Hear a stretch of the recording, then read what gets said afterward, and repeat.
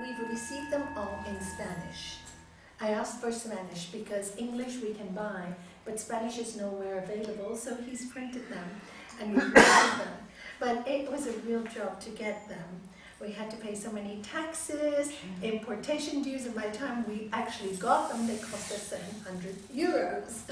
So we took the funds off our charity fund just to pay initially. So what I've said is, we have hundreds of books. For those who can't afford it, just take it free. Please take it free. Any of you working for prisons or people who are suffering and they need it, please let us know and take it free, because that is what it's meant for. The rest of you can afford it. If you can give 3 euros, 4 euros, 5 euros donation, take as many books as you like. We'd appreciate it so we can cover the cost back. Because these books weren't meant to be paid for, they were meant to be given free. And so please help yourself, they're outside. And finally we got something in Spanish.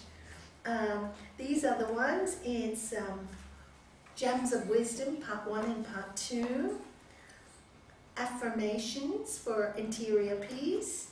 And Gems of Wisdom. And Yoga Sutras of Sri Patanjali. All in Spanish. So it's really great. Great, great, great. So we've been waiting for something in Spanish, so I really like to thank Satish. I've already thanked him a lot. We'll send some to Barcelona, they're asking, and but basically for prisons, for hospitals, if anybody of you know such places, please let us know. We'll give you one set free for all those places. We have plenty, like I said. Over 500 books, yeah? In total about 1,000. Oh, The little ones is 400 each, and it's 250 euros sutras. okay, so I'd like it to be distributed to those in need. All right? And yes. how much would they cost normally? So that I Okay, know if I... the Yoga Sutras of Sri Patanjali, it says here, in India, because India is cheaper, $17.95, $18, which would be about 15 euros. Yeah, 15 euros. Yeah, it's about the same US dollars and euros, about the same. Yeah. I know. So, and these normally, this one doesn't have a price, but normally $4.50 or something. Yeah? $5 or something. About £3.5 for 5 euros. 5 and 15. Okay. Yeah, but we're not asking that. We don't want that. But all the Just money. in case someone Thank can you. afford it, then Thank you. That would be great. That would be Yeah. great, because then we can give. It's for the SIS charity, and we can give more charity. That's all. That's the only reason. But otherwise, the most important thing is not the money. it's the teaching. Is the teachings, that it should be spread. So, because that's one Satish's goal in this world, is to just put his money into making free books so that the knowledge can be given freely. So I even feel sad to have to ask, but it cost us 700 to clear it. Yes. Really. More or less like that. Yeah. So Shanti, thank you very much for doing all the hard work while I was away, because the books were stuck. First in Barcelona, and then in Algiers. It's a lot of things. So anyway, we finally got them. They always say, good things are difficult to get to. Yeah, are difficult to get to. You have to work hard, and then you get them. So there's a joy in it. And this girl is sleeping now. So today we're going to cover the sutras that we haven't covered in the first course. And I've told Ole and Shanti, I really do not want the more intensive knowledge to go out on the internet. Reason being is very, very simple. I mean, it'll be available for you, they're filming it. When you go to book 2, and when we go deeper into the sutras, there are a lot of people who think they know things that they don't even know.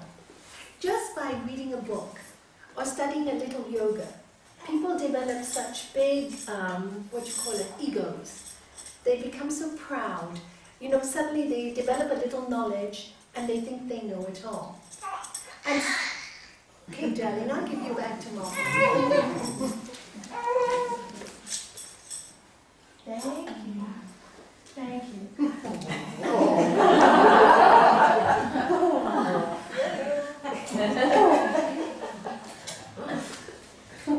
So, and also sometimes people misunderstand what's going on.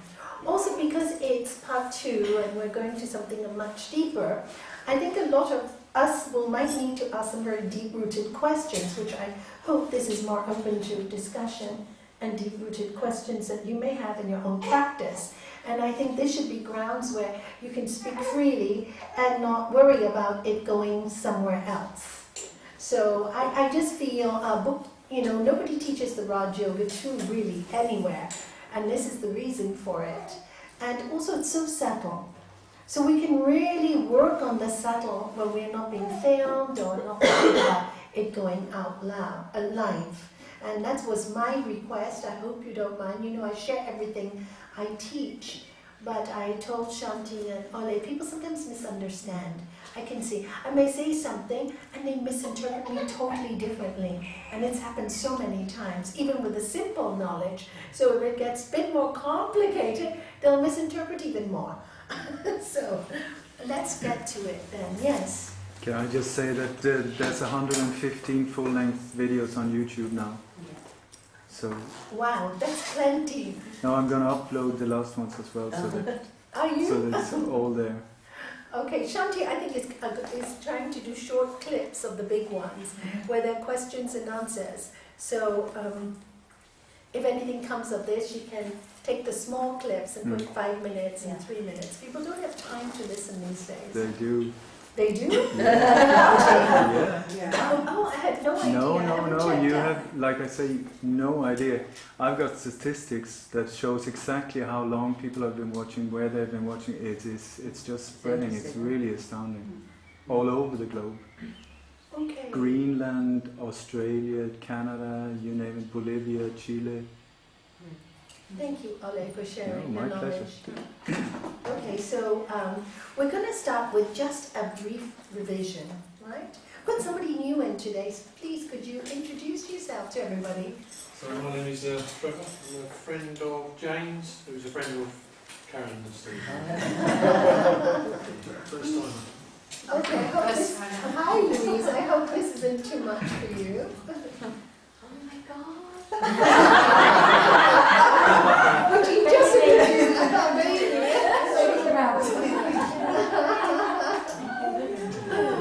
Okay, so who else is new? Please, will you introduce yourself? I'm Joanne. I came last week. I remember. Yeah, I'm Joanne, Teresa's friend. Okay, Joanne, whatever you don't understand, talk to Terry. Yeah, Or Prashanti as a she. Yeah, she's been It's always She bought me a book for my birthday. Okay, so she's already a teacher. Yeah. See, they're all already teachers. They're all bringing people in and they're all teaching themselves. And the most important thing is living it. And when you see people are interested, Prashanti, it's because you are doing something that she is seeing has changed you. Yeah, Music, yeah, isn't it true? Absolutely. Otherwise she wouldn't Absolutely. be following you if you had a I big told her. ego. And, yeah.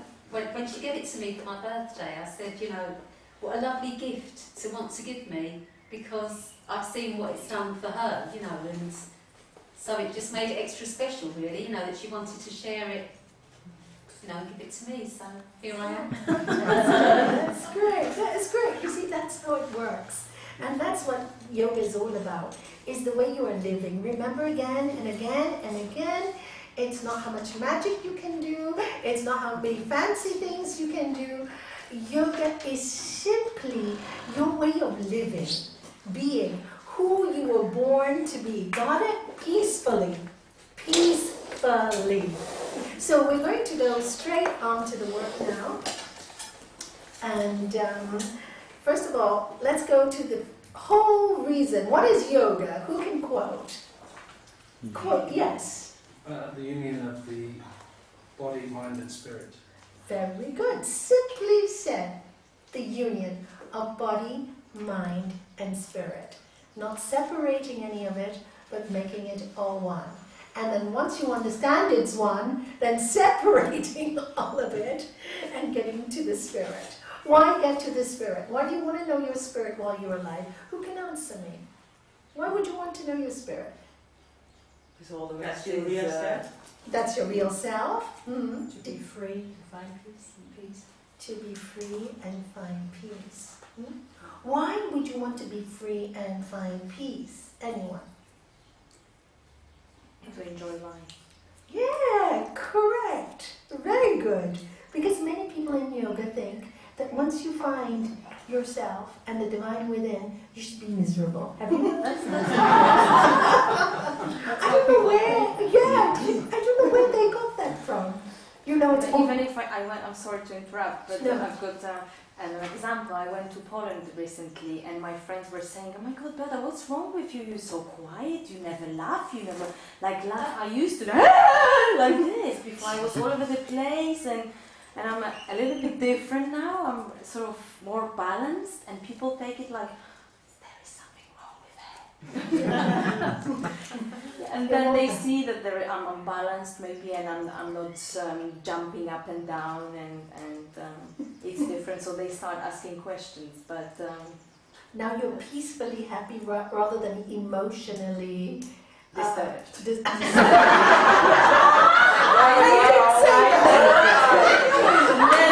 Never be able to say that.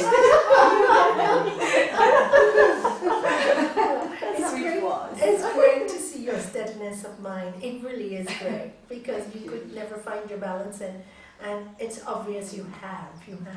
And thank you very much for looking after us in Gibraltar. I hear your flower arrangements are beautiful there. I really appreciate that you love and look after the place because I'm not there all the time. Thank you. Thank you very much indeed.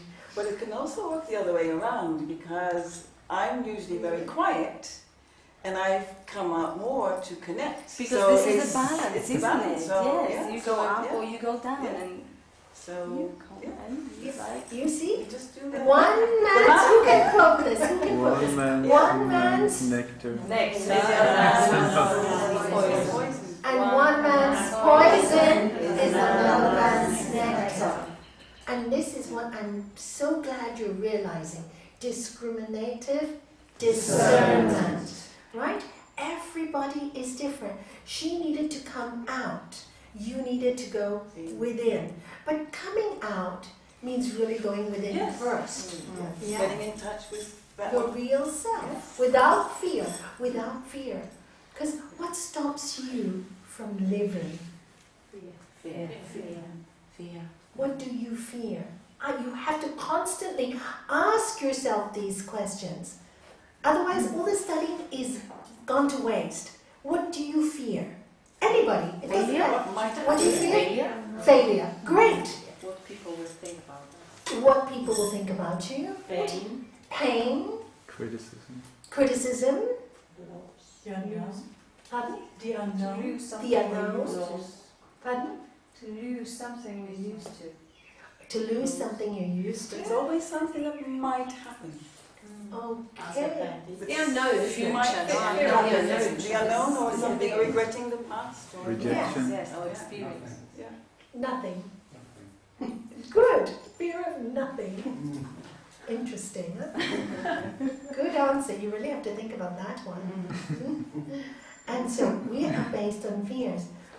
And here Sri Patanjali says, and before I go into Sri Patanjali, and we go into what real non-attachment means, because this is where we're going to start from today, I'd like to read you something from the internet that one of my students in Gibraltar has been researching, and really science and spirituality are marrying, finally. They're saying the same thing in different ways. Whoa!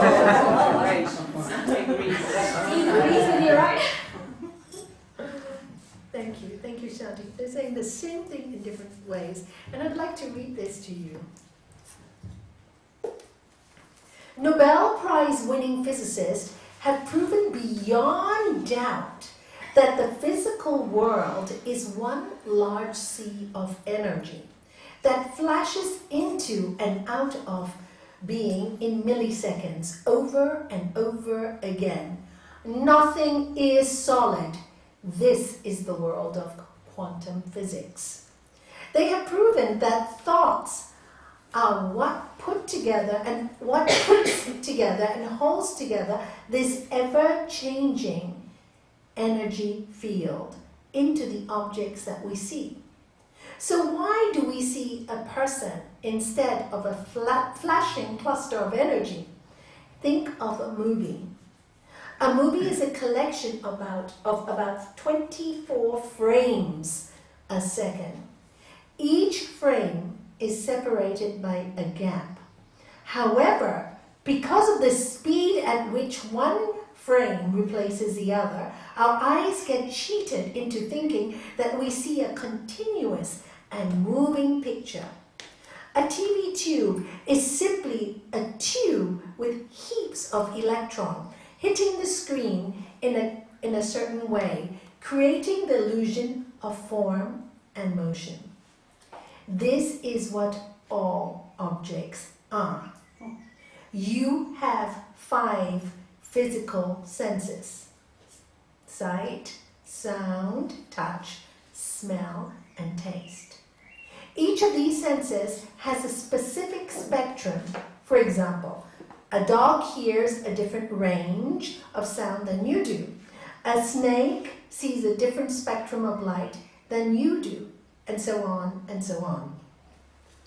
In other words, your set of senses perceives the sea of energy from a certain limited standpoint and makes up images from that. It is not complete and it is not accurate.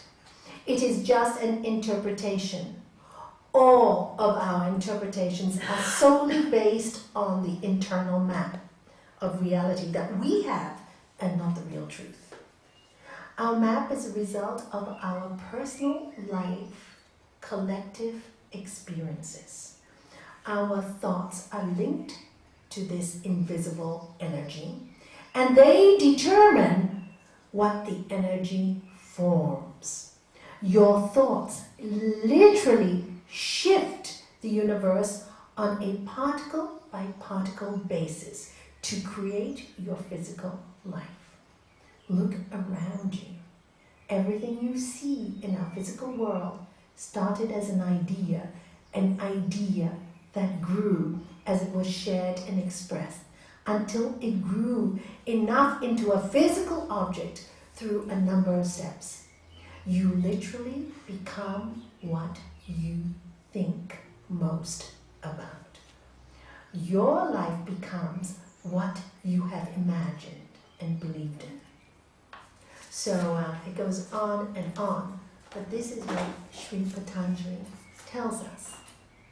Yogas chitta vidhi nirodha tada drastue swarupe vastanam.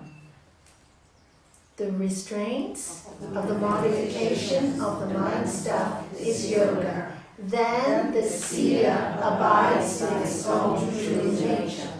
So when the thoughts are not so pronounced and not so exaggerated either way, when those thoughts are not so exaggerated in your mind, and you learn to restrain them by practicing a non-attachment, when you start to understand that all they are thoughts, and our thoughts make up the world. So when we are in hell, it's because we think we are in hell. And when we feel in heaven, it is because we think we are in heaven. But all these thoughts come from this consciousness. And here Sri Patanjali is telling us, when you learn to restrain them and see your real self, you realize that you are that one consciousness that is this energy of light. So in other words, science is saying the same thing. We all come from this same source. We're all made up of atoms. You know, all of you watched Star Trek in the past, right? Have you? Do you know the film Star Trek? You don't? Okay. Not everybody watched Star Trek. Beam up, Scotty, and they have this machine, and all the atoms change, and then they go somewhere else. They can move down to another planet without flying.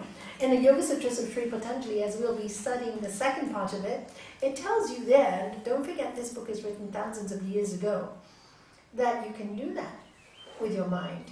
you know. And if you read about all these ancient scriptures from Mahansa Yogananda, if you read all the Chinese stories as well, mythology, etc., you will see in many of them human beings can fly and go to places, you know. What was the famous Chinese film? Something Hidden Dragon. Crouching Tiger. Hidden Dragon. Yeah. Did any of you watch it? Yeah. It's quite an amazing film. Well, the yogis of old used to do all these things, right? And the Chinese also did a lot of martial arts. I mean, nowadays we've lost a lot of our power because as we progress in the world, as we have progress in this world, of course we become more linked with our material world. Also, we become more linked with our emotions. You know, we become more fearful as propaganda is here to make us more fearful. We have more television telling us what to think. We have more news programs really driving fear into us by showing us all the wars and all the calamities. Why don't they show us all the wonderful things that are happening in the world? There are millions. You know, I went to Tanzania now. Yes, I was amongst the poor and very painful places, but amongst those people, I met some wonderful saints and sages who do wonderful work for nothing. You know, who just love their country and their people. Why don't they show things like that on the news more often? Why are we always... Because, you know, as Ole and Rob and some people who are on the computer teach me, by sending me articles, because they want us to be... They want to control us. And we allow it. And the reason we allow it is not because we're, you know, uneducated. It's because of lifetimes of indoctrination. And we're fearful to think differently.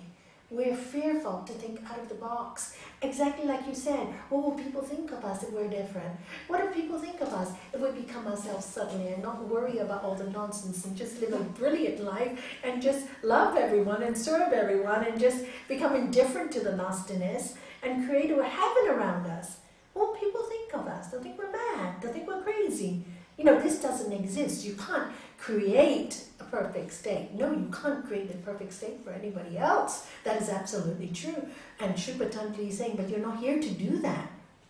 You're here to create this state for yourself because that's who you are. You're originally light. You're originally consciousness. But it's difficult to understand and remind yourself. Now science is telling us that. But do the news programs tell us, oh, great, you know, they've had this quantum physics is telling you all this. Now, why are you so bothered with creating wars and, you know, jealousies and things like that? And greed. Why don't you focus on what you can do with your atoms in your body? Why don't you focus on what you can do with your life? How exciting would your life be if you can work with these powers, you can work with these atoms, creating a wonderful energy around you. One of the reasons why we don't go around telling too many people that is, first of all, before you can understand what you can do with your atoms, you have to learn the golden rules, which are, you tell me, what are the golden rules? Got to be grounded. You gotta be grounded. What grounds you? Yamas and niyamas. Yamas and niyamas. Be very clear. What grounds you? Yamas and niyamas. Be clear. So what is your first yama that we always talk about, that Helena spoke about today? Ahimsa, not violence. Why? Because when you work with your atoms, you see, it's like any machinery. You know, if you know how to use it well, it becomes safe. If you don't know how to use it well, it's dangerous, right? So we have these atoms that flow with this consciousness, which we call God, the oneness, the one that separated itself into many for existence, for movement, you know. Come in. Yeah. So we are this one consciousness. There's a chair right here if you like.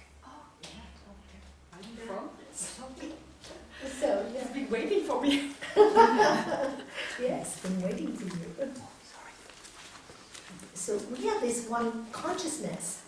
And if, you see, this is why the Upanishads is really, when you can put in all the dots, and you can fit it all in, and you go, oh my God, why have I spent so much of my life being miserable? And when you put all the dots together, you see a very, very clear picture.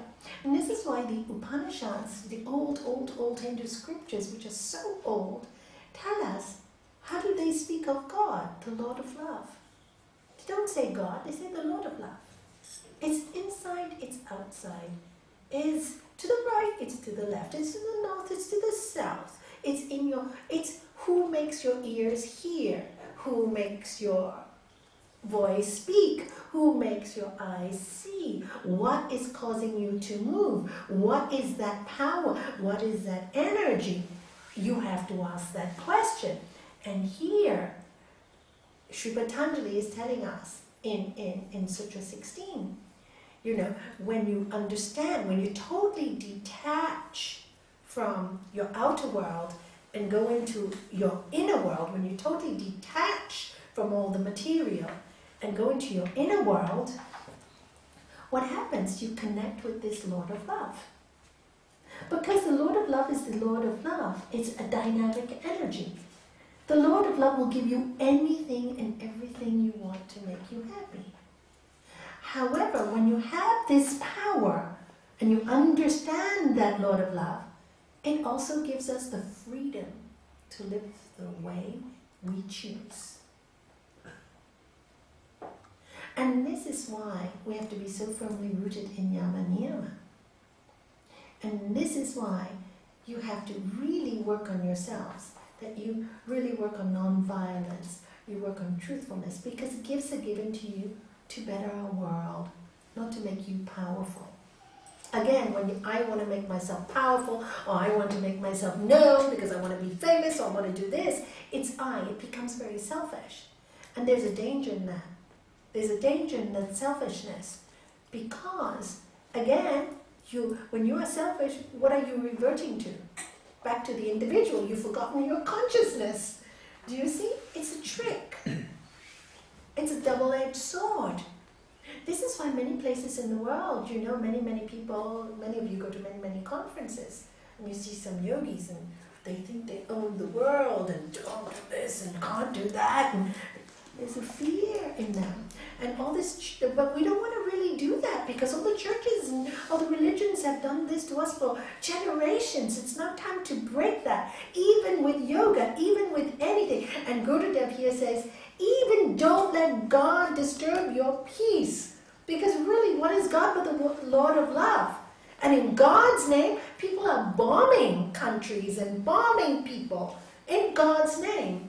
And they really believe they're doing it in God's name. That's how foolish we have become. This is how mad our world has become. And this is why it is so important for us to understand scientifically and spiritually who we really are, to disconnect from this outer painful world, because the world that we see is quite painful and quite violent. But there is a lot of good in this world. And if we live on that continuous energy of the Lord of Love and bring the best in ourselves, our power becomes so great, because we can shift not only our lives, but the environment around us. But we cannot do it unless we're really, really, really well-grounded, as Steve said, well-grounded in Yama Niyama, well-grounded in non-greed. We don't want anything for ourselves. The moment you got I again, then you're in trouble again. Doesn't mean you can't have what you desire. No. It means you can have everything you desire. But just know that what you have on an individual basis in a material world is just lasting while you're in this material world. And if you become so attached to that, and you become so, I have to have it or I'm not going to be happy, what will happen when your body dies? You'll just have to come back and realize who you are again and again and again and again. And here Sri Patanjali is saying, do you really want to go into the same box and mixture again? Truly, you want something better. For those who want something better. And obviously all of you want something better, otherwise you would not be able to sit in this room, listen to this talk, or even be here. But there's something in your soul that has lived many, many, many, many, many lifetimes for you to come to this position. You've done all the worldly stuff and all the painful stuff, and in this lifetime you've decided, I really want to, this doesn't make sense to me anymore. Chasing after all these things doesn't make sense anymore. You know, what makes sense? So when you have the science in your hand, and you have the tool, which is your spirit, which is given to you, and your soul, which is full of light, that is given to you, and you know how to use this instrument well, you can bring a lot of benefit to the world. And when you give benefit to the world, you benefit, because you are the world. You are everybody else. So if you make somebody else happy, and this is why they talk about being selfless. This is the practice, this is the practice. When you make somebody else happy, you think you're being unselfish. But really, after practicing that for a long period of time, when they're happy, you become happy. That is not, and that can only happen when you come from a very pure place. Now, to come from a very pure place needs a lot of practice from you, a lot of time, a lot of observance on your own character. You have to be totally truthful to you. You have to strip yourself, literally, know your weakest points, and, accept them. And try to transform them into something beautiful. Use all your positive energy, all the personality you've been given, all of you, each one is different. That's why I said we can't be the same. I feel so happy when each one takes their own talent and work to the highest with it. If you're good at computers, work to your highest with it. If you're good at photography, work at your highest towards it, because then you speak the world in pictures. What a wonderful thing to do. You're good at acting, work your highest towards it, because then you give the world pictures of beautiful movies. And then there will be peace, and at least we'll be living in a fun world. We're here for a reason, and that is what is important. We are in this body, but we are really spirit. Sri Patanjali says when we have this constant awareness, and it has to be constant. Otherwise, you're going to go back into the greed and the fear and the anger and why me mode. Why did this happen to me? And I want this, I need this. You don't have to want anything. It's all yours to start with. You separated yourself from everything. So that's why you're needy. But if you understand that you are everything, there is nothing that you need. And that's why Sri Patanjali tells us when we practice truthfulness, nature will give us whatever we need. All nature becomes subservient. It's a formula. It's so perfect. When you practice truth, whatever you need to move in your life will be provided to you at the right time, when you're really strong, when you're in the right place. And things will make sense to you as you practice these great truths. When you practice non-violence, as Helena so beautifully spoke about, what happens? All hostilities cease. In the case of Paramahansa Yogananda's story she gave, 3 men were going to attack him. But as soon as they got to his energy field, they couldn't. You create a force field by goodness. You create an energy field. And people can feel it. They don't understand what they're feeling, but they're feeling it. And that energy field, because you've expanded your atoms in goodness, you spread to these people. And that's what we can do in this world. That's the only positive thing we can do. And that's what we should be doing with our time. And here in the sutras it says, when you understand this, you won't waste your time on nonsense, on gossip, on fear, on wanting all these small things, because they're not going to be delicious. They're all ending in this life. They're all finished. We all leave it all behind when we die. It's all gone. You will be spending your time in knowing the truth, finding yourself, getting in touch with your consciousness, getting in touch with your soul. So in order to have time to get in touch with your soul, you have to drop some other stuff that is so material in your world. You have to. We have to let go of something. And ask yourself, what is long term? What is long term? It's not easy. That's why Sri Patanjali tells us you have to practice for a long time, without a break, and with all your heart. So today we will start with Sutra 16. Although we did it in book 1, we never really covered it fully. As you know, I said you don't really understand this unless you are practicing some time in meditation, some time in your inner self, some time asking, who am I, who am I, who am I, and really knowing, quantum physics tells us that we're all part of this energy of light and consciousness. What to do with this when we know this? The wonderful thing is when you connect with this energy and light, you don't even ask the question what to do. It is so powerful that it pushes you to do things. And you know, how many people I've heard, you know, after they get really going in a good energy field, when they're feeling good about themselves, right? And you all know this feeling, when you're feeling really good about yourself, there's like an energy surge, and you know, I was talking to them about it this morning. When you feel good in yourself, there's an energy surge, and you want to do things. Things come to you, and you go, I don't know how I did that. I don't know how I did that. I don't know where it came from. But there's this energy surge, and really you know it's not you, but there was a feeling of goodness, there was a feeling of quiet, there was a feeling of peace, and then you could just do it. And when you see it finish, and you go, did I really do that? You know, and it's somewhere there you've got in touch with that great source. And then you flow with it. And this is really important, to flow. When you get these feelings of inspiration and creativity, flow.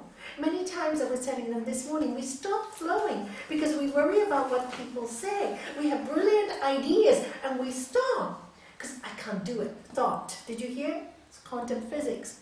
Our thoughts make up our world. Our thoughts make up our world. And there we have this thought, you know, I can't do it. I'm not good enough. Whoa. End of story. I'm not. You know, I remember when I was going through a very difficult period in my life financially. My family is very wealthy in Hong Kong, but my husband was going through quite a lot of difficult times, which was great for me because I learned a little bit about not having. It was wonderful. So I understand sometimes when people say they have nothing. Except in my case, I wasn't allowed to say because my husband said, you can't say it because it was arrogance. No, I mean, he had this really strong personality that didn't want people to know that we weren't doing so well. A bit of an ego.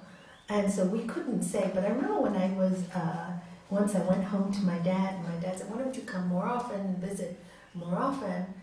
And then finally I told him, I said, Dad, we can't really afford it. He goes, never use those words. And then I said, but Dad, it's true. And he said, I'm here, I'll help you, but never think like that, Nalanie. But I said, Dad, it's true. I was so stuck in believing it that it became even more real, do you know? And then when he said, don't use that word, God is abundant, life is abundant. You may feel this now, this is your learning. And he was a very wise man because once he found out that we weren't so well off, he could have easily, and he would have, sent me whatever I asked for.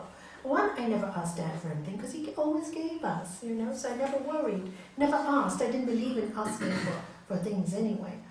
But he wanted me to learn how to do things for myself, and I'm very grateful to him for that because I could have been easily very spoiled.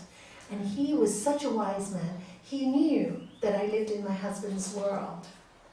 And if he gave me too much, I would always be telling my husband, it's all from my dad. It's true, isn't it? That's how we work as human beings. So I learned a lot. He realized I had to learn, as he had to learn, because he had nothing and he built it all up. So really, whatever you build up yourself gives you a sense of your energy, your power. It gives you a sense. But if somebody does it for you, it's not that good. It's great, yes, you get some help, but it's not the same feeling as when you do it yourself and you build it yourself. Because when you do it for yourself and you build it for yourself, you know there is a power. It's just like when you suffer your own sorrows and suffer your own fears, you know what it's like. You feel somebody else's fears and sorrows and pain. If you don't understand. Say, oh yes, I understand. What rubbish. People can see from your eyes you don't understand. But when you go through a lot, you really do understand. And when you tell somebody, I understand, they know you understand and they feel your compassion because they know you've gone through it. So, you know, life is a series of things that teach us who we are all the time, to take us out of this small world of thoughts that we fix ourselves on. Oh, this is never going to work. This can't be, you know. I can't change. This is my poor situation. I've got a funny story actually, because I do weddings and I do about 50, 60 weddings a year. So I get lots of people coming from abroad, and the minute they have limitations and expectations is when everything goes wrong for them. And the people that are easygoing and they're fine with things and they go with the flow, everything works out better than expected. And you can almost see, I can almost see it coming now, you know, when a client comes and they say, oh, because boom, something goes wrong, it starts raining, or you know, they don't get the wedding certificates delivered on time. Always a hurdle. Whilst the other people, everything goes easy sailing. It's amazing. It's so clear now, It's, right? for me, It's yeah. so clear. And we know when people come to me and say, why is my world like this? It's so, and you see, I see it as day and night. And that's why the Bhagavad Gita says to the yogi who understands, day becomes night. Yes. I see it like an internet shop, that whatever you think is a direct order to the universe, and the universe delivers because it loves you. So it's okay, I can't do it. Okay, you can't do it. You asked for it. But if you say I can do it, then you can do it. So it's almost like whatever thought you think, being positive or negative, is exactly what you will get. Exactly. It's like the genie in the bottle. Your wish is my command, and it will do it for you. And that's how I constantly correct my Thinking. thoughts. Yeah. Good, wonderful. It is like the genie in the bottle. Yeah. That's why you have to be grounded, because you might ask for something that's not Not there. yet. And that's why all the, you know, when you go to the yogic teachings, it says, don't be a beggar, don't ask. God already knows what you need. Because you might ask for something that's really not good for you. You know, I often tell this story about somebody I met who was saying, you know, to me constantly, she was living in Casablanca, and she was very conscious of, I mean, knew a lot about God and spirituality, but she was very into who she knew. You know, oh, I know this one and this council and that one and that one. And people meant who she knew, and what she knew was very important to her, the material things. And I need a big house so I can invite all the, you know, the hierarchy. I can invite this one, the prince and the princess. And it was all, every word was like that. And, you know, I remember I told her, please don't do this to yourself. You know, these are just acquaintances. Don't put so much into your life just to build a world to please them. But of course, when people are in that mode, they can't hear you. They're so engulfed in the world of fame and the famous and the important to belong in that world that they don't hear a word. She didn't hear a word I said. And I remember she was saying, oh, I'm going to build this beautiful house in Casablanca. She really got that thought form. So much so that her husband worked so hard, and he actually did build it for her. This beautiful marble, huge house.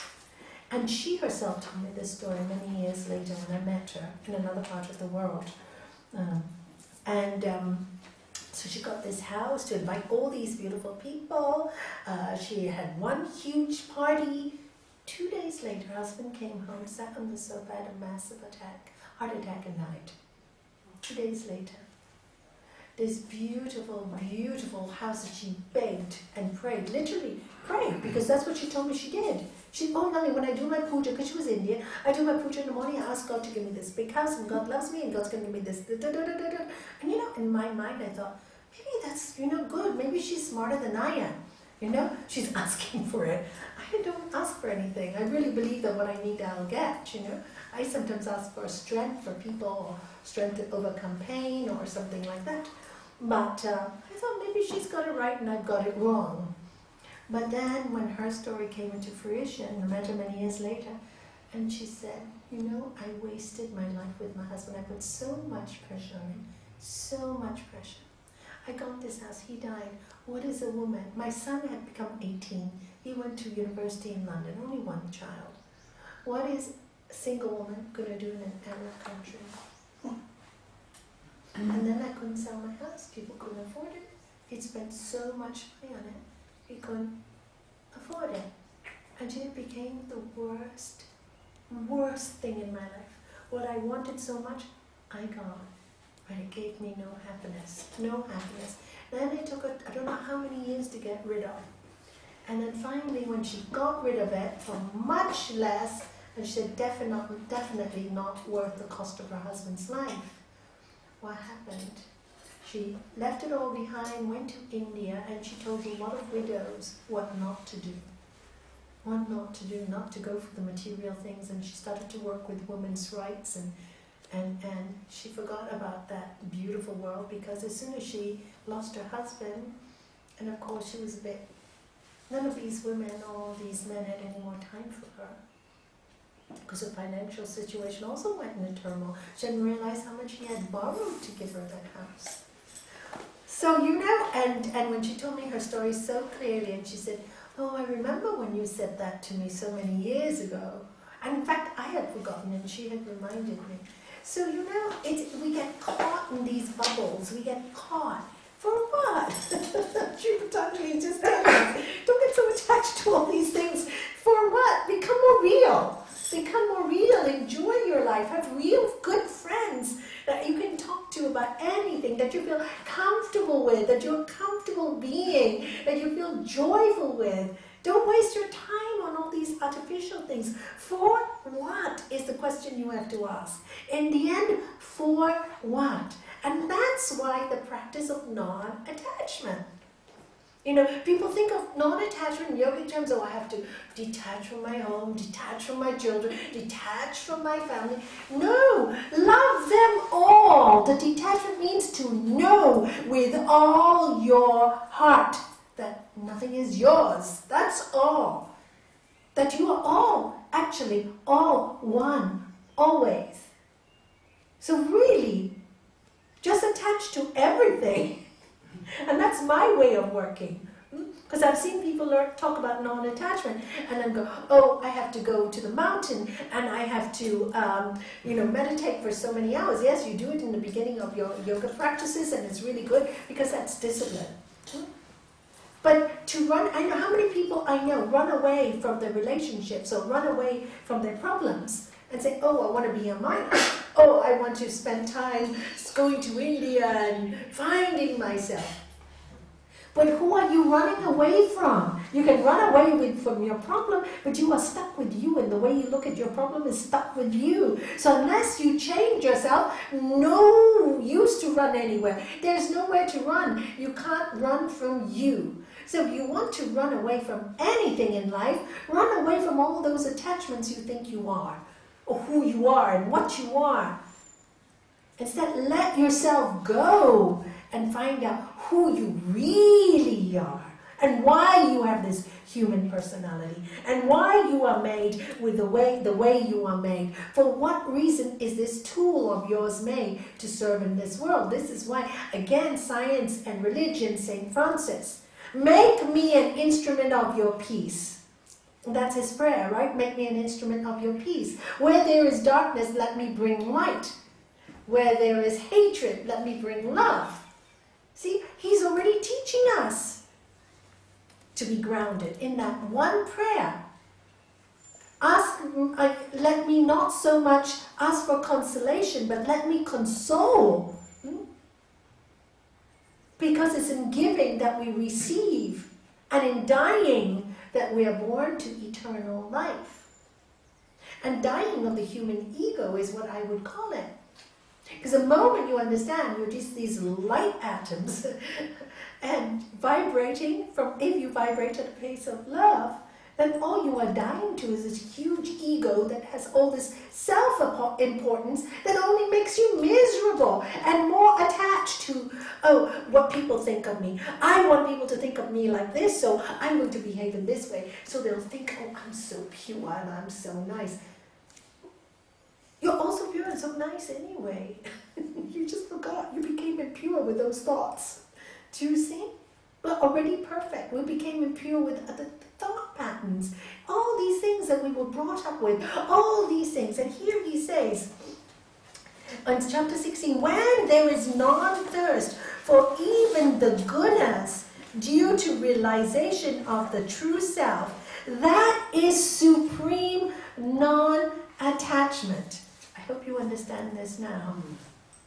I remember a few months ago when I explained this, everybody had a blank face. And I think you might understand this now. When there is non-thirst for even the gunas due to realization of the true self, that is supreme non-attachment. When you realize what are the gunas, different energy fields, right? Tamas, the state of inertia, satya, sattva, tranquil, rajas, activity, I want, I need. But when you see that life is just made up of all these things, when you see life is made up of the gross, the subtle, and then things that you cannot even touch. Life is made up of your mind. Life is made up of your own personal ego that absorbs all these thoughts. When you really, truly see that you are just this instrument, you are just so, then you lose by itself. With that knowledge alone, you don't have to struggle. Once you know this, that's it. You become detached from all these things. And that's when life will want to give you all these things. Because you're not clinging and following it. You're meant, you're going to have it. Because you're not attached. If it comes, good. If it goes, good. While you have it, enjoy it. Be grateful for it. Make use of everything good in your life. Another great lesson I learned from my master. Because non-attachment is really so pure, and many people misunderstand it so totally. Oh, how can they talk about non-attachment? Oh, somebody said here in Gibraltar, oh, I came to one of Nalanie's talks, and I saw she was wearing a diamond ring. So I thought, how can a person wearing a diamond ring talk about God? I'm not coming again. Honest. Honest. She told me that. 6 years later, she came again. 6 years. She came to me for a private appointment because she was going through a really difficult time. And I asked her if I could tell her this story, and she said, anytime you want, when it comes out, and came out today. 6 years later, because she had a problem, and I had the same diamond ring. And she goes, I came once to your talk 6 years ago. I said, oh really? She said, I didn't come back. I said, no problem. I never ask why people don't come back. It's your prerogative. I believe in total freedom, And she said, no, I have to tell you, I didn't come back because I saw you putting the diamond ring. And I judged you on the ring. It's interesting. Do you see how small the mind becomes? We make suppositions in our mind, and we really believe them. Now today this woman has really changed, Unfortunately, her suffering has made her a much nicer human being. And I said, it doesn't matter if you judged me. Another woman who used to really criticize me so much in Gibraltar, she was very Catholic, and many of my students in Gibraltar, 90% are Catholics, right? So, and of course I knew of her. Gibraltar's a small place. And I heard all the things she said about me, and people would come to me and say, oh, she's saying this about you. I said, don't react. Don't react. Don't react. Ignore it. So, of course, you can imagine, about 10 years later, and I'd totally forgotten about it, she walks into the yoga center. And I actually said to her, oh my God, you hate me. What are you doing here? I just couldn't, when you get such a huge shock, you just have to say the truth. And she started crying. She said, I'm so sorry, Nalanie. Apparently, one of her friends had been coming for a long time, let her hear some of my tapes. In those days, it were tapes. We didn't have Ole and Shanti working on CDs. And it had helped her through a difficult time. So she wanted some private appointments. And after that, she just came. And she just said, I'm so sorry. I said, look, it doesn't matter. It was what you thought. But you see how thoughts can destroy your own world and can make you so unhappy. It's your own thoughts, and nobody doing it to you. There's no God punishing us. And that's the thing we need to stop clinging on to. All those years of indoctrination that God is punishing us. It's our own thoughts that are punishing us. She hated me so much, and it made her so sick. I'm so glad to say she's really, really well today. Really well. She doesn't come anymore. She came for 2 years, and then she got what she needed. And and she's living a good life, and that's all you want for people anyway. And not so small-minded. And she was a big gossip, and she stopped all that too. Thank God. So, no, this is just putting these supreme teachings into very everyday life so that you understand them. I'll do one more and then I'll get back to you. Just finish with this one. One of the greatest lessons I learned very, very, very early on in my path, on my journey to this path, was when Gurudev came in 1989. And I was working in those days, and I had a really good client who used to come and buy all of the clothes I used to sell in Gibraltar because we were in high fashion. And she had a huge villa. When I heard Gurudev was coming, she said to me, please, please, please, you've talked so much about this man. I really want to find my spirit. Please, can I have him in my villa for at least 5 or 6 days? And I said, great. Wow, this is wonderful. I didn't even ask, and she's offering a villa with 10 bedrooms, near Paraíso. I was really happy. And so I said, of course. And she says, oh, I'm going to bring 2 chefs from England just to cook for him. I said, wow. And she doesn't even know him. See, one who practices truthfulness, which is Gurudev, all nature becomes subservient. This is a client who buys clothes for me, and suddenly, who never met him. What does she want to do? House him. Pay for 2 cooks to come from England to feed him. I don't know how it works. I wasn't even that close to him in those days. He was like a grandfather to me. I hadn't even made him my guru at that time. And he was just a family guru, but he wasn't mine. And look how one person just hearing his name. How does it happen? It's amazing. So anyway, and my husband and I stayed with her as well, and so did my children, because they were little at that time. And we all went there. And this was supposed to be a little holiday for Gurudev for a few days. But of course, people in Spain heard about him, and I didn't know how many disciples he had here at that time, going 1989. And people in Spain heard about him. There were some artists, etc., and they started calling. They called America, America called me, so I asked my friend, oh, they all want to see him, what should I invite them all over? So I said, Gurudev, it's your holiday, what would you like? You have 2 talks in Gibraltar at the end of your trip, do you want to talk here? He said, if they're asking, Nalanie, tell them to come. So when about 50 people come to my client's house, and he started talking. Immediately after half an hour, somebody said, I don't understand how you can call yourself a monk. I died. This is my third day. Don't look at a Swami and say those things, And he said, and Gurudev said, sure, why do you think that? You have a gold watch on your hand. I thought monks weren't supposed to have anything. So I never forget this. And this was one of my greatest learnings. This gold watch. He took it off. He said, do you want to know the story about this watch? He said, you are right, I'm a monk, and I really don't want anything. But I was in Switzerland just now, in Zurich, and there was a peace conference. I went to this peace conference, and there was one of my disciples. And he said to me, he never sees me with a watch, and he wants to give me a watch. So I told him, what am I going to do with a gold watch? And the disciple said, well, Swami Satchidananda, I want to give you this gold watch because I love you. And if you don't accept it, I will not help to build your health center that you're planning in Virginia. So Gurudev laughed. He said, okay, if God wants me to wear a gold watch, I'll wear a gold watch. If it means building a health center, I'm very happy to take it. So, because the student really loved him and wanted him to, so he wore it. So he took it out and he said, but now that you've asked about the gold watch, it really must mean that you quite like it. Please, can you have it? Do you want it? And of course, the man was so embarrassed and he went down and he said, I'm so sorry. I didn't realize that judgment was in my brain.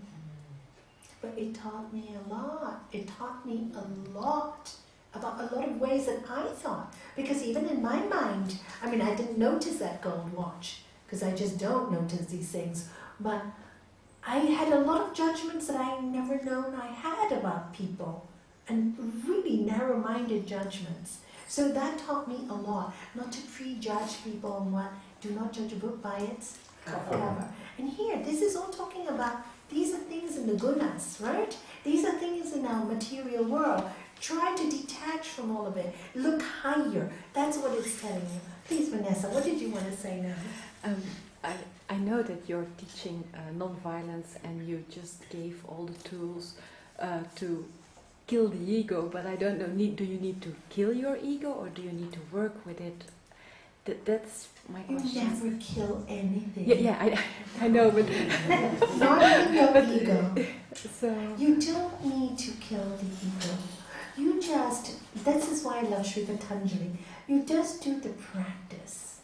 You just practice. And it goes away. By itself. It doesn't happen overnight. That's why I really am adverse. I'm sorry, forgive me.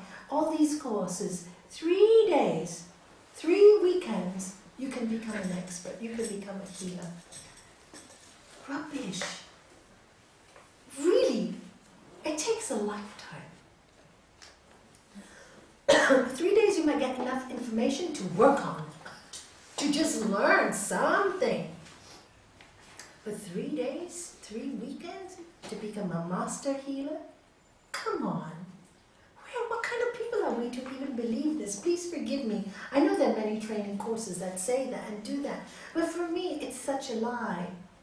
It really is such a lie. If you're going to do it, say, in 3 you can have enough material, but please know it's a work of a lifetime.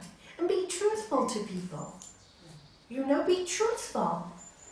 Don't lie to people. People are very susceptible. The people are now in this world are really looking for their spirit. You know, and if you really want to look for your spirit and really want to find it, you have to come from a very good place of love. Because God is that Lord of love. Not from a place of fame or from money. It's all about money. Money is wonderful. If you need it, it will be given to you. Yeah, haven't you seen every time we've needed money for a charity in this little center that we have with just 30 people, we get it? Didn't I need 4,000 for Romania? And the very next day, anonymous donor gave me 4,000 for those people? The very next day? Because the need was there, I was sent there, and I really knew the money would get to them. I just didn't ask the universe for any time.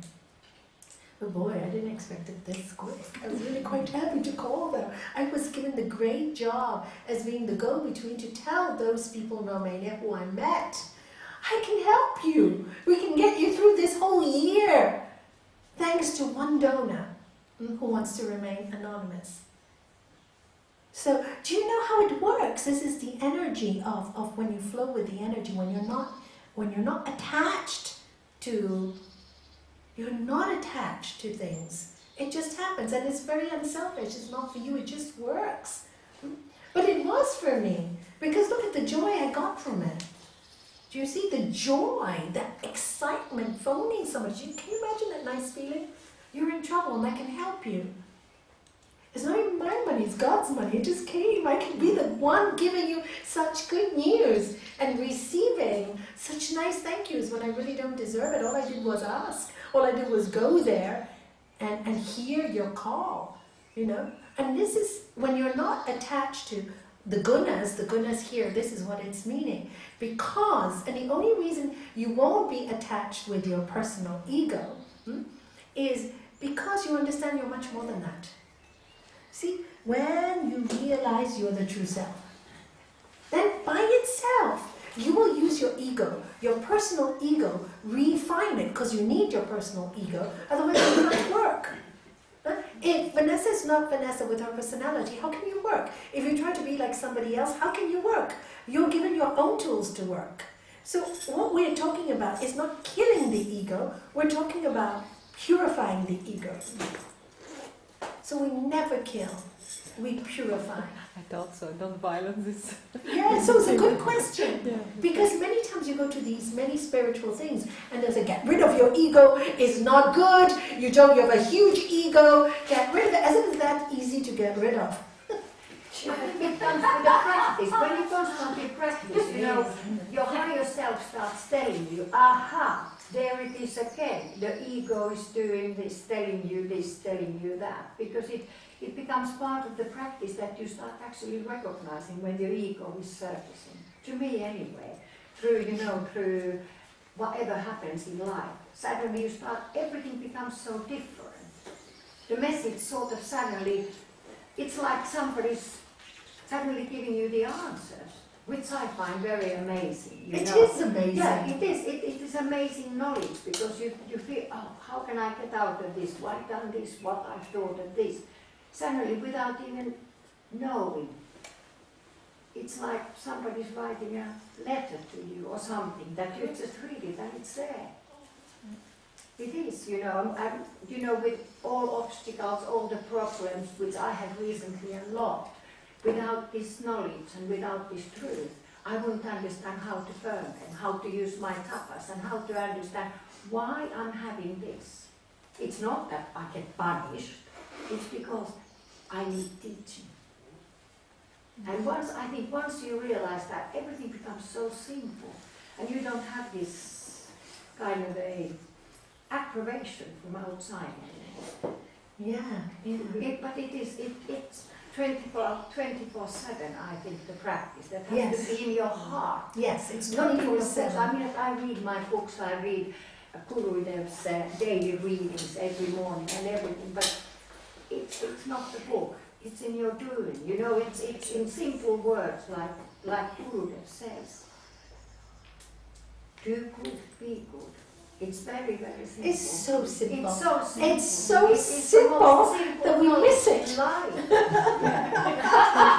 All these books to live so simply. We could all just do good, be good, that's it. Nothing to learn, nothing to learn. My grandchildren are saying, they say to me, Mama, but my car does not speak to me. And do you know what I say to them? Are you listening?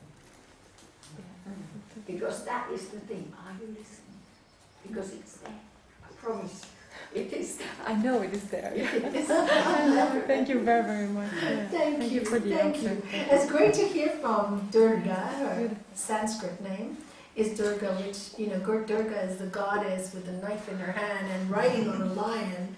Yeah, and that's goddess Durga, which represents no fear and cutting away all the negative, because she hasn't had, she has had so many obstacles in the last few months.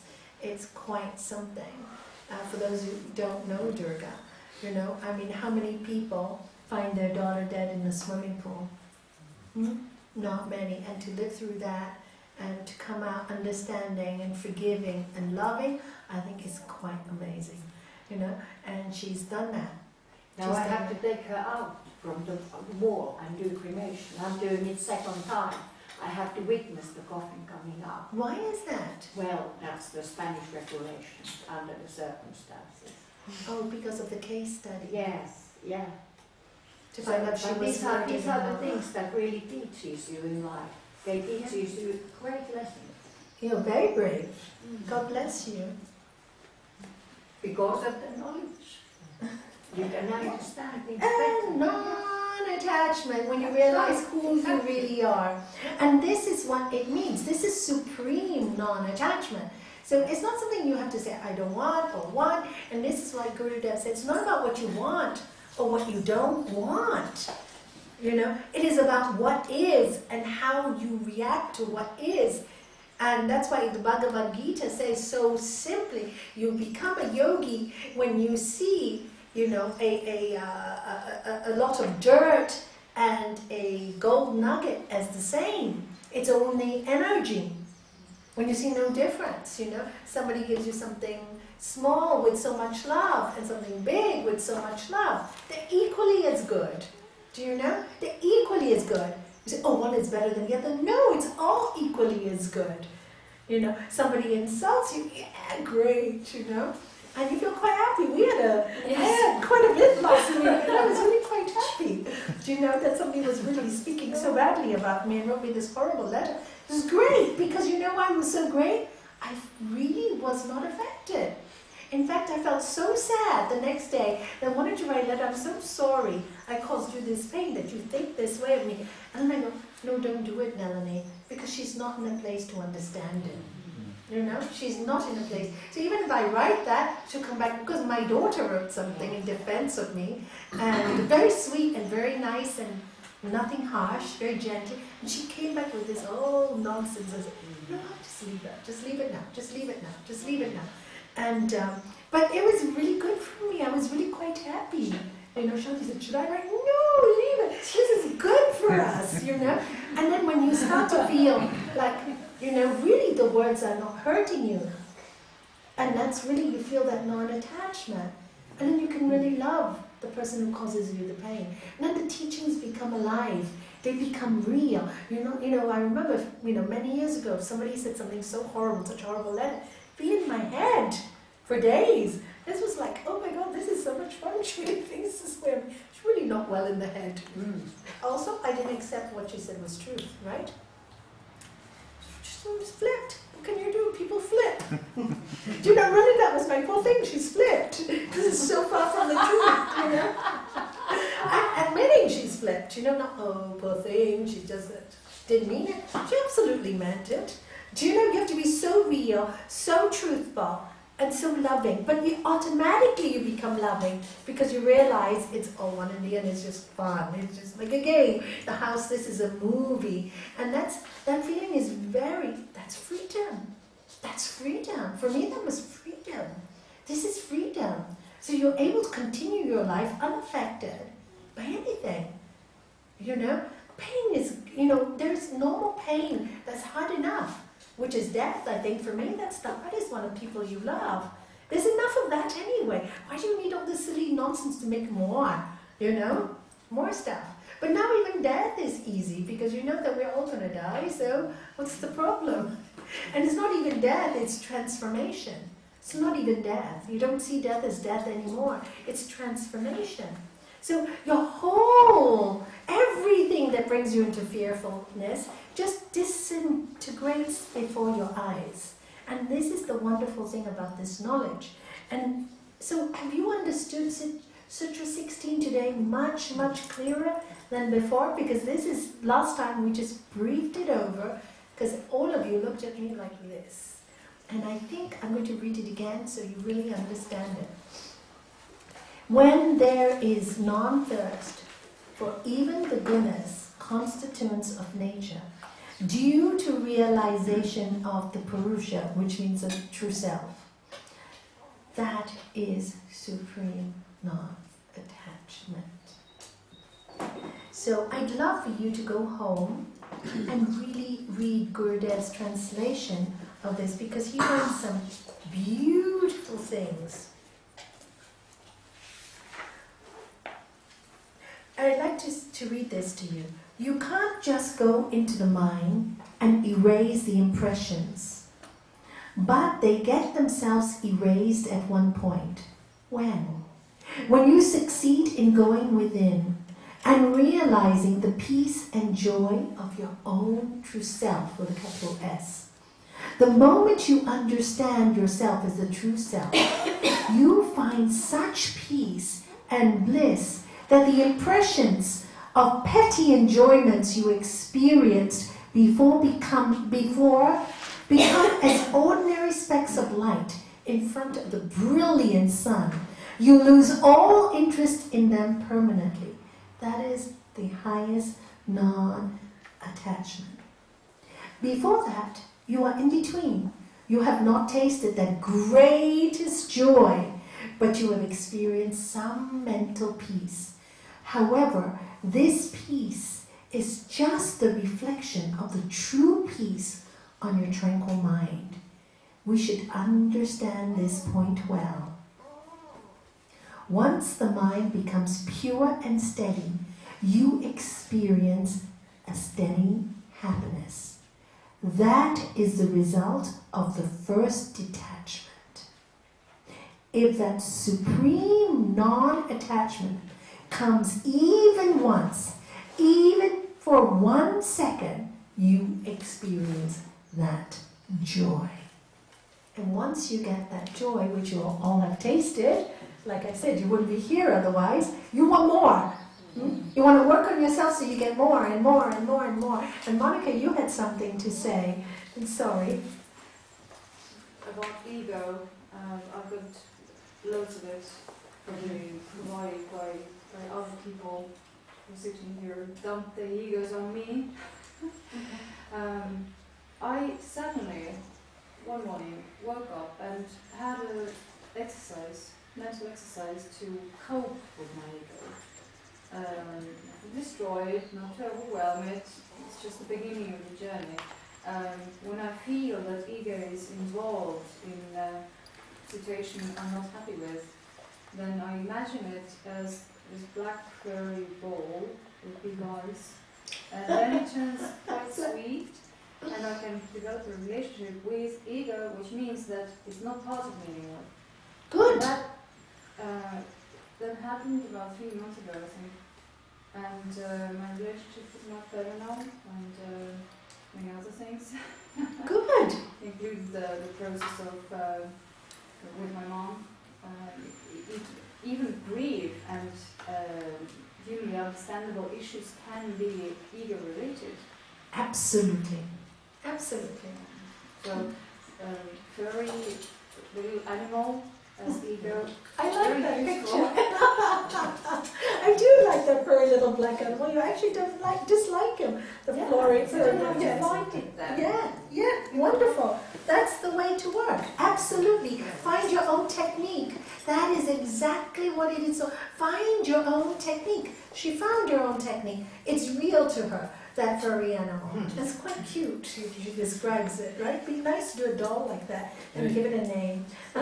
Yes. You can make it and sell it like hotcakes. It would sell like hotcakes. Brilliant business idea. Who's going to take it up? I would buy one. That one is mine. Make it queen. No, that's what I'm saying. You should. Yeah. Yes, Devamani had something to say.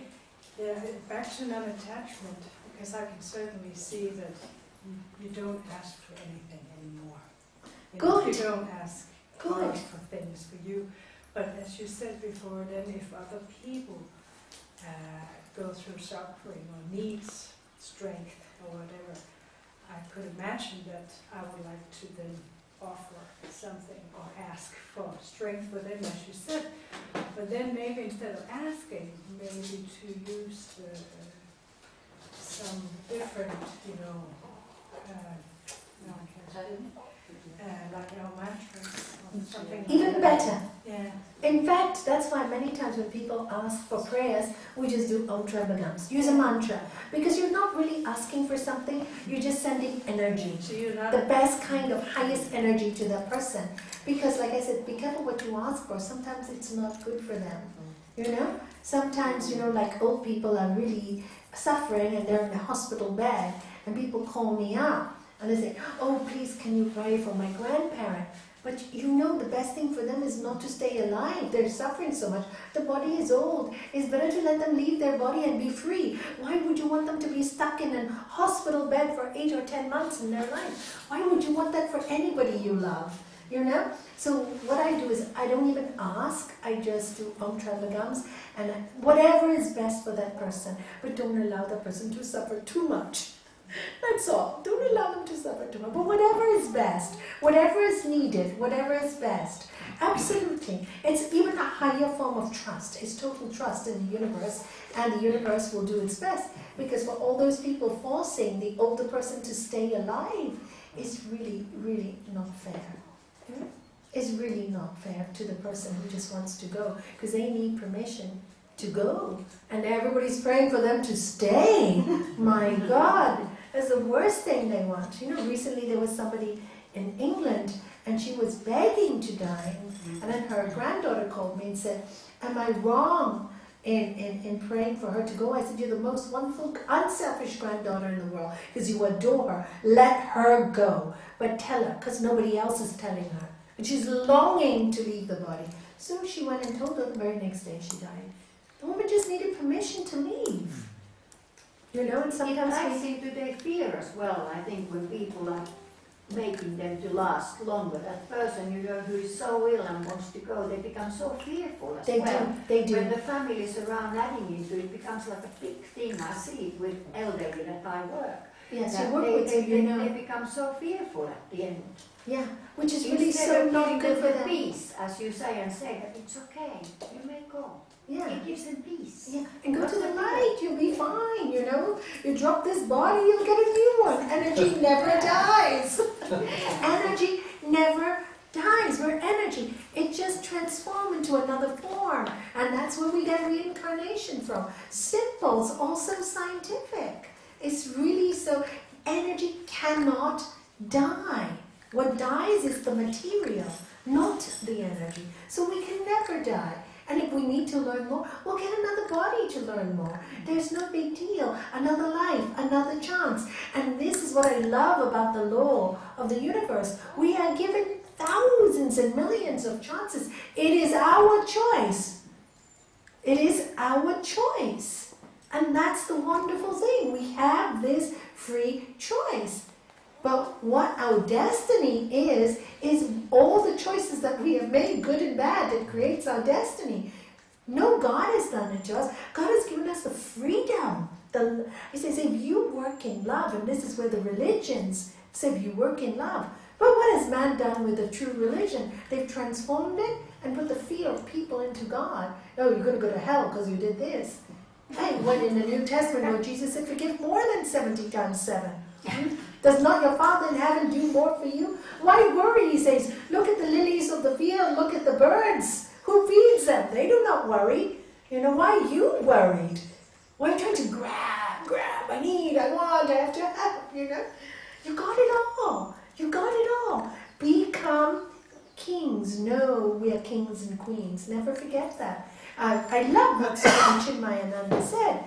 We were born gods and goddesses, and we made ourselves into very ridiculous servants of this world. You know, not even a permanent world. So and that is the state of yoga. The yoga means union constantly with that true self, constantly. And in order to get it, Sri Patanjali tells us, you have to practice for a long time without a break. And ask yourself every day, who am I? Who am I? This is Sutra 16. We just spent today on Sutra 16. You are the true self. You are atoms. You are beings of light. Constantly remember, people can't even say that. I meet people in my counseling room who can't even say, I love myself. They can't even say those words. Yes, you couldn't. Do you remember? I thought you were going to say that. And I really wanted to say something about loving myself, because I've made this promise, and you just said that, so I thought maybe I'd say it now. And I made that promise that I'm going to love myself, and I feel that all it starts from loving and really loving yourself. Since I start doing that, my friend sent me a poem, and I've got it with me today to read it for you. And I've got a few copies because it says all. Would you like to stand here so people can hear you? Because it's hard for the people in the back to see you. Please, come.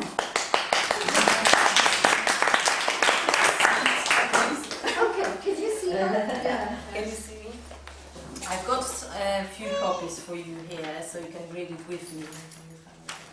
Maybe you read it first. I'll read it first, yes, sure. Never-ending love affair. As I began to love myself, Charlie Chaplin.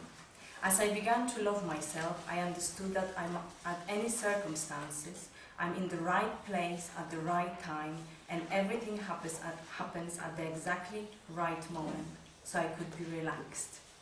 Today I call it self-confidence. As I began to love myself, I found that anguish and an emotional suffering are only warning signs that I was living against my own truth. Today, I know this is authenticity.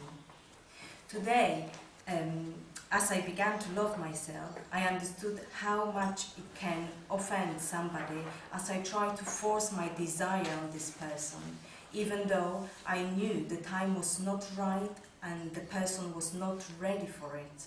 And even though this person was me, today I call it respect. As I began to love myself, I stopped craving for different life, and I could see that everything that surrounded me was inviting me to grow. Today, I call it maturity. As I began to love myself, I quit stealing my own time, and I stopped designing huge projects for the future. Today, I only do what brings me joy and happiness, things I love to do and that make my heart cheer. And I do them in my own way and in my own rhythm. Today, I call it simplicity. As I began to love myself, I freed myself of anything that is no good for my health, food, people, things, situations, and everything that drew me down and away from myself. At first, I called this attitude a healthy egoism. Today, I know it is love of oneself. As I began to love myself, I quit trying to always be right, and even since I was wrong, less of the time. Today, I discovered that is modesty. As I began to love myself, I refused to go on living in the past and worry about the future. Now, I only live for the moment where everything is happening. Today, I live each day, day by day, and I call it fulfillment. As I began to love myself, I recognized that my mind can be can disturb me, and it can make me sick. But as I connected to my heart, my mind became a valuable ally. Today I call this connection wisdom of the heart.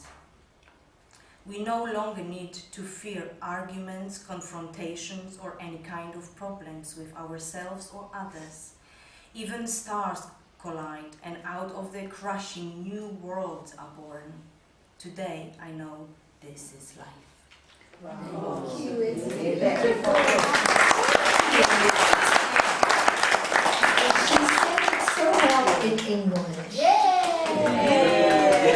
Because I love myself. Good. Do you have one Sorry. copy? Can she have one copy? I have a friend who is internet? or email Yes. and I would like to Yes, give you it have to to go. her. Sure.